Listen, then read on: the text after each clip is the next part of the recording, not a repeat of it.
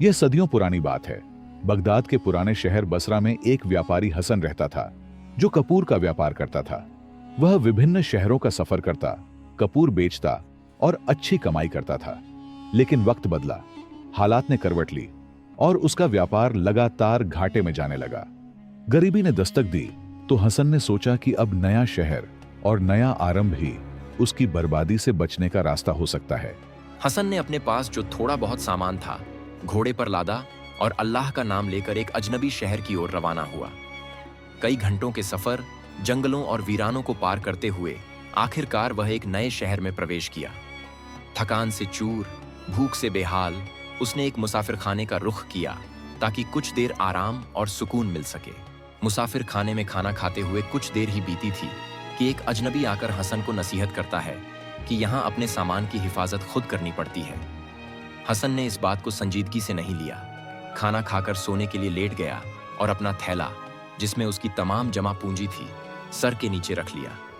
लेकिन जब आंख खुली, थैला गायब था। वह घबरा गया, हर जगह तलाश की, मगर कुछ न मिला। अब हसन के पास न माल था, न वापसी का खर्च, न खाने को कुछ। उसने अपने घोड़े को देखा। उसने फैसला किया कि घोड़े के जरिए मजदूरी करेगा। वह लोगों को सवारी मुहैया कराने लगा। एक दिन एक नौजवान वजीह मुसाफिर उसके पास आया। बातचीत हुई, किराया तय हुआ और दोनों एक सुनसान रास्ते की तरफ रवाना हो गए, जहां आगे दो रास्ते निकलते थे। हसन दाईं तरफ मुड़ने लगा तो नौजवान ने जिद की कि बाईं तरफ चलो। थोड़ी देर बाद वे एक वीरान जंगल में दाखिल हो चुके थे। अचानक नौजवान ने खंजर निकाला, हसन को धमकी दी और कहा कि वह उसकी जान लेकर उसका माल भी लूटेगा। हसन ने हाथ जोड़कर इल्तिजा की कि वह सिर्फ उसका माल ले जाए, मगर जान बख्श दे। हसन ने मरने से पहले 2 रकत नफल की इजाजत मांगी। जब वह नमाज में मशगूल हुआ तो झाड़ियों से एक घुड़सवार बिजली की रफ्तार से नमूदार हुआ और कातिल नौजवान पर नेजा दे मारा। कातिल वहीं हलाक हो गया और घुड़सवार उतनी ही तेजी से गायब हो गया। हसन ने यह सब देखकर अल्लाह का शुक्र अदा किया और तेजी से शहर वापस पहुंचा। रात को वह एक मस्जिद में सो गया। कुछ देर बाद एक नाबिना दरवेश मस्जिद में दाखिल हुआ। दीवार की एक ईंट हटाकर एक छुपा हुआ सुराख खोला और उसमें से सोने से भरी एक थैली निकालकर उसमें और दीनार डाले। फिर खामोशी से सब कुछ वैसे ही रखकर चला गया।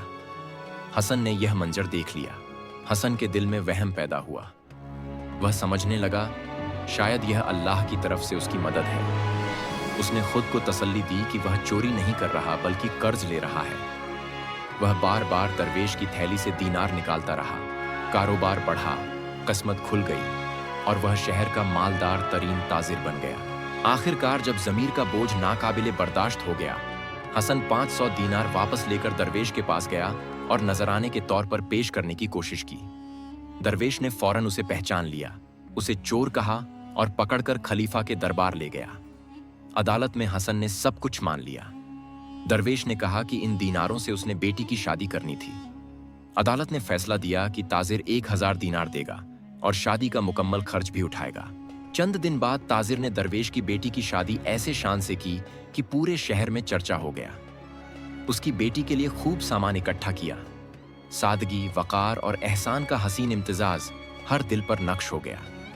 शादी के बाद ताजिर दरवेश के पास आया, माफी मांगी और कहा, मैंने जुल्म किया, अब तिलाफी चाहता हूं। दरवेश ने हाथ उठाए, उसे दुआएं दी और यूं ये कहानी हमें सिखा गई कि सच, तौबा और हक अदा करना ही असल कामयाबी है।